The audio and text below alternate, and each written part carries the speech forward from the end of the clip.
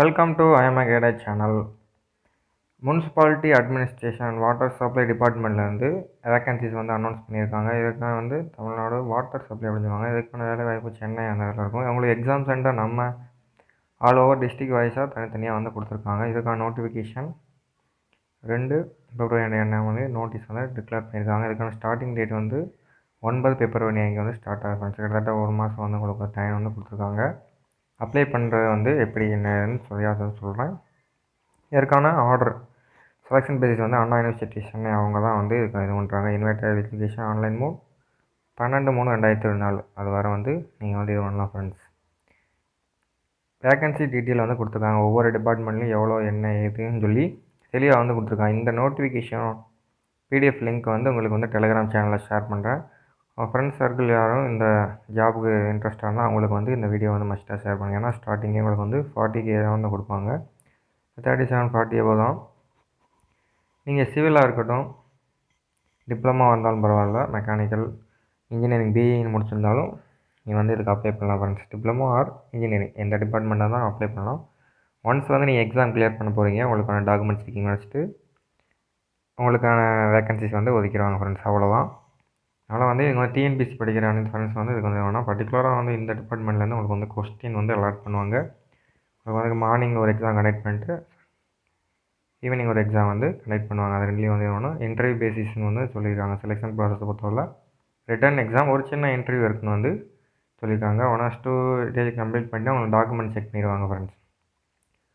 ஒவ்வொரு வேகன்சி என்ன சொல்லியிருக்காங்க, அசிஸ்டன்ட் இன்ஜினியரிங் வந்து சொல்லியிருக்காங்க. அப்புறம் டெக்னிக்கல் அந்த வேகன்சிஸ் வந்து சொல்லியிருக்காங்க. உங்களுக்கு ஸ்டார்டிங் அசிஸ்டண்ட்டை பொறுத்தளவில் உங்களுக்கு 40 வந்து இருக்குது. அந்த ஒர்க்கிங் இன்ஸ்பெக்டர், சானிடரி இன்ஸ்பெக்டர் அதுக்கும் 35. கிட்டத்தட்ட வந்து ஒரு ஜாப் ஒர்க்கிங் இன்ஸ்பெக்டருக்கு மட்டும்தான் வேகன்சிஸ் வந்து கம்மி ஃப்ரெண்ட்ஸ்.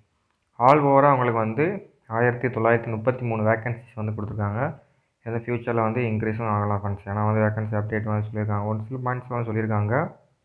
அதனால தான் சொல்கிறேன். கிட்டத்தட்ட 16 விதமான வேகன்சிஸ் வந்து சொல்லியிருக்காங்க. ஒவ்வொன்றே வந்து நான் சொன்னேன் வீடியோ வந்து லென்த்தாக வரும். ஷார்ட் அண்ட் ஸ்வீட்டாக வந்து உங்களுக்கு வந்து இம்பார்ட்டண்டான ஒன்று வந்து சொல்லியிருக்கேன். உங்கள் கேட்டகரி என்ன அப்படின்னு சொல்லிட்டு பார்த்து அப்ளிகாங்க. அசிஸ்டன்ட் இன்ஜினியரிங் கொடுத்துருக்காங்க. சிவில், மெக்கானிக், முனிசிபாலிட்டி இதெல்லாம் வாட்டர் போர்டு அந்த இதெல்லாம் வந்து நீங்கள் ஒர்க் பண்ணுற மாதிரி இருக்கும். ரயில்வே டிபார்ட்மெண்ட்லேயும் எசென்சியலாக வந்து மெயினாக வாட்டர் சப்ளை அந்த மாதிரி இருக்கும். ஒரு ஜாபுக்கு என்ன குவாலிஃபிகேஷன் என்ன படிச்சிருக்கோன்னு சொல்லி தெளிவாகவும் கொடுத்துருக்காங்க. Technical assistant, draftsman, overseer, town planning, inspector, junior planning சொல்லியிருக்காங்க ஃப்ரெண்ட்ஸ். வேகன்சி வைஸ் ஒன்று கொடுத்துருக்காங்க. அதுக்கப்புறம் வந்து உங்களுடைய வேகன்சி அசிஸ்டன்ஸ் வைஸு, அதுக்கப்புறம் வந்து டிஸ்ட்ரிக்ட் வைஸ் எவ்வளோ வேகன்சி என்ன ஏதுன்னு சொல்லி கார்ப்பரேட் அப்படின்னு வந்து சொல்லியிருக்காங்க. டிஸ்ட்ரிக்ட் வைஸ் 24 எந்தெந்த இடத்துல வேகன்சி இருக்குது அப்படின்னு வந்து சொல்லியிருக்காங்க. வேலை அப்ளை பண்ணும்போது நீங்கள் வந்து ப்ரிஃபரன்ஸ் வந்து கொடுக்குற மாதிரி இருக்கும்னு சொல்லியிருப்பாங்க. ஒவ்வொரு போஸ்டிங்கும் தனித்தனியாக வந்து செப்பரேட்டாக எவ்வளோ வேகன்சி இருக்குது என்ன எந்த டிஸ்ட்ரிக்டில் அப்படிங்க வந்து தெளிவாக வந்து கொடுத்துருக்காங்க. உங்களுக்கு ப்ரிஃபரன்ஸ் நியர்பை வந்து கொடுத்துக்குங்க. சானிடரி இன்ஸ்பெக்டர் அப்படின்னு சொல்லி தனித்தனியாக வந்து ஒவ்வொரு இதுக்கு வந்து சொல்லியிருக்காங்க ஃப்ரெண்ட்ஸ். அப்புறமா முனிசிபாலிட்டி டிபார்ட்மெண்ட்லேருந்து அதையும் சொல்லியிருக்காங்க. அசிஸ்டன்ட் இன்ஜினியரிங், டவுன் பிளானிங் அந்த இது வந்து கேட்டகரி வைஸு வேகன்சி தான் செப்பரேட்டாக வந்து ஒவ்வொரு இதுக்கும் பிரித்து ஸ்ப்ரெட் பண்ணி கொடுத்துருக்காங்க. அதை வந்து பிடிஎஃப் வந்து கொடுக்குறேன், செக் பண்ணி பாருங்கள். நம்மளோட வீடியோ சேனலுக்கு பார்த்து வந்தீங்கன்னா சப்ஸ்கிரைப் பண்ணிவிட்டு பக்கத்தில் உள்ள பெல் ஐக்கானை கிளிக் பண்ணி ஆல் நோட்டிஃபிகேஷன் எனேபிள் பண்ணி வச்சுங்க. அப்போ தான் நம்மளுடைய அடுத்தடுத்த வீடியோ உங்களுக்கு வந்து நோட்டிஃபிகேஷனில் இன்டிமேஷன் வரும். இப்போ வீடியோ பிடிச்சிருந்தால் லைக் பண்ணுங்கள் ஃப்ரெண்ட்ஸ் யார் இருந்தால் அவங்க ஷேர் பண்ணுங்கள். நான் உங்களுக்கு யூஸ்ஃபுல்லாக இருக்கும், அதனால தான் சொல்கிறேன். டேட் வந்து ஸ்டார்டிங்கில் சொன்ன மாதிரி 2 அன்றைக்கி வந்து நோட்டிஃபிகேஷன் வந்து வெளியிட்டிருக்காங்க. அப்ளி டேட் வந்து உங்களுக்கு வந்து லாஸ்ட் டேட் வந்து 12/3/2024 1 மந்த்துக்கு டைம் வந்து கொடுத்துருக்காங்க. ஸ்டார்டிங் டேட் வந்து முன்னாடி சொன்ன மாதிரி 9 பிப்ரவரியில் வந்து ஸ்டார்ட் ஆகுது 10 மணிக்கு, 12/3 வந்து லாஸ்ட் டைம். சப்போஸ் நீங்கள் எதுவும் கரெக்ஷன் அப்ளை பண்ணிட்டீங்க அப்படின்னா உங்களுக்கு வந்து கரெக்ஷன் விண்டோ வந்து ஓப்பன் ஆகிற டேட் வந்து கொடுத்துருக்காங்க 15ஆம் தேதி. அந்த அப்ளிகேஷன் க்ளோஸ் ஆகிறதுலேருந்து ஒரு 2 days 3 days வந்து கொடுத்துருக்காங்க. 13, 14, 15 5:45 வந்து உங்களுக்கு முடிச்சுருப்பேன். அப்ளை பண்ணிட்டீங்க அப்படின்னா ஒன்ஸ் வந்து உங்களுக்கு எக்ஸாம் வந்து கண்டக்ட் பண்ணுவாங்க. எக்ஸாம் வந்து என்றைக்குமே டேட்டும் இதில் வந்து கிளியராக வந்து சொல்லியிருக்காங்க. அதனால் வந்து இப்போ தான் நீங்கள் ஸ்டார்ட் பண்ணுறீங்க படிக்க அப்படின்னா வந்து கொஞ்சம் வந்து ப்ரீஃப் பண்ணுங்கள். எக்ஸாம் வந்து அதில் எக்ஸாம் ஓரளவு ஈஸியாக தான் இருக்கும். அதனால் நீங்கள் வந்து டஃப்னஸ் வந்து இது பண்ணாமல் கொஞ்சம் நல்லா வந்து படித்து கவனிங்க ஃப்ரெண்ட்ஸ். இன்ஜினியரிங்க்கு ஒரு மாதிரியும் எக்ஸாம் இருக்கும். டிப்ளமோவுக்கு வந்து ஒரு மாதிரி இருக்கும். ஃபஸ்ட்டு எடுத்தோன்னே நீங்கள் இன்ஜினியரிங் அப்படின்னு வச்சுக்கோங்க, டிகிரி குவாலிஃபிகேஷன் அப்படின்னு வச்சுக்கோங்க. உங்களுக்கு வந்து ரிட்டன் எக்ஸாம் வந்து ஃபஸ்ட்டு வந்து சப்ஜெக்ட், அதாவது டிகிரி ஸ்டாண்டர்ட்ஸில் வந்து 30/12 காலைல இதுக்கு வந்து இருக்கும்.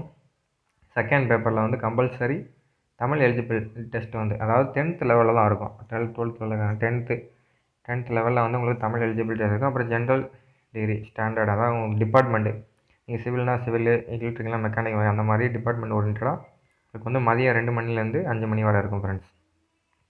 நல்லா ப்ரிப்பேர் பண்ணிக்க. இன்ஜினியரிங் உங்களுக்கு அந்த டேட் வரும்.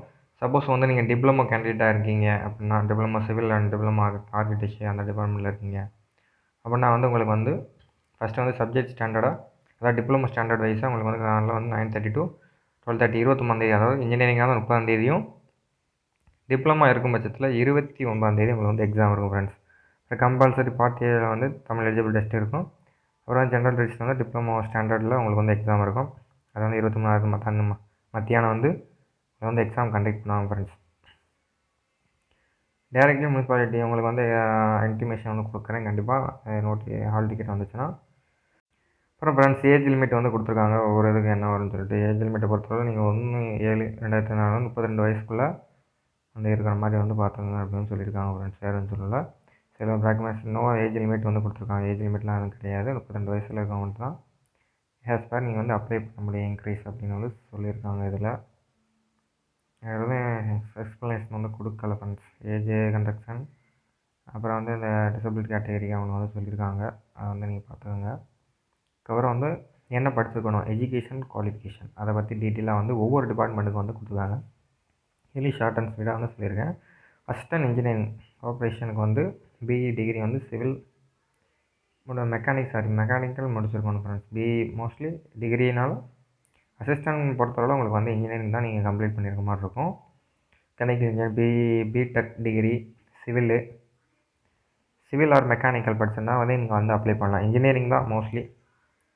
பிடெக் முடிச்சிருந்தாலும் நீங்கள் வந்து ட்ரை பண்ணலாம்னு சொல்லியிருக்காங்க.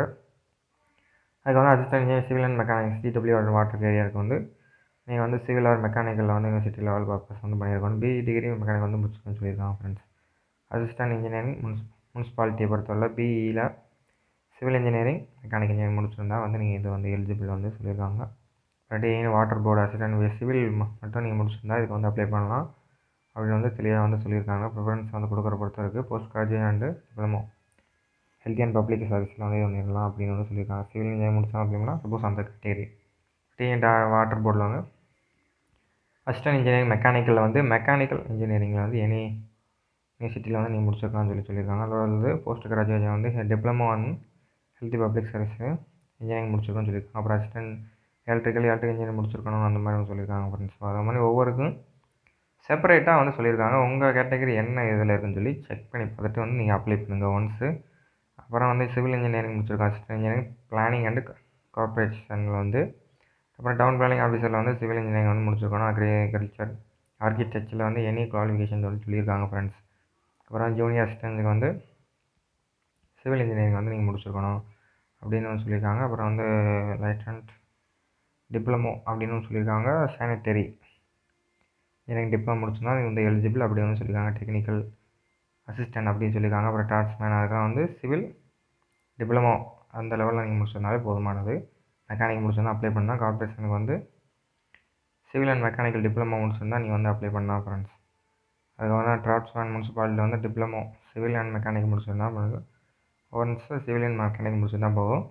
டவுன் பிளானிங் வந்து இன்ஸ்பெக்டர் ஜூனியர் இன்ஜினியரிங் பிளானிங் முனிசிபாலிட்டியில் வந்து civil engineering and degree planning mostly வந்து நீங்கள் வந்து சிவில் அண்ட் மெக்கானிக்கல் இன்ஜினியரிங் முடிச்சிருந்தா அப்ளை பண்ணலாம். டிப்ளமோ இல்லை சிவில் முடிச்சு மெக்கானிக் முடிச்சாலும் அப்ளை பண்ணலாம் ஃப்ரெண்ட்ஸ். அதெல்லாம் வேகன்சி வந்து மோஸ்ட்லி வந்து கொடுத்துருக்காங்க. சுவாலஜி அப்படின்னு வந்து சொல்லுங்கள். சானிட்டரிக்கு மட்டும் பிஎஸ்சி டிகிரி வந்து சுவாலஜியில் வந்து நீங்கள் முடிச்சிருக்கணும் வந்து சொல்லியிருக்காங்க. இல்லை BSc degree health and environmental சயின்ஸில் முடிச்சிருந்தாலும் நீங்கள் அப்ளை பண்ணலாம். அல்லது அதை முடித்து மற்றும் வந்து கவர்மெண்ட்டில் வந்து தமிழ்நாட்டில் வந்து சானிட்டரி இன்ஸ்பெக்டர் இந்த இது இன்ஸ்ட்ருமெண்ட் அப்ரூவல் ஆகிருக்கணும்னு வந்து சொல்லியிருக்காங்க. ஒர்க்கிங் இன்ஸ்பெக்டர் வந்து சிவில் இன்ஜினியர் அந்த இது சொல்லியிருக்காங்க ஃப்ரெண்ட்ஸ்.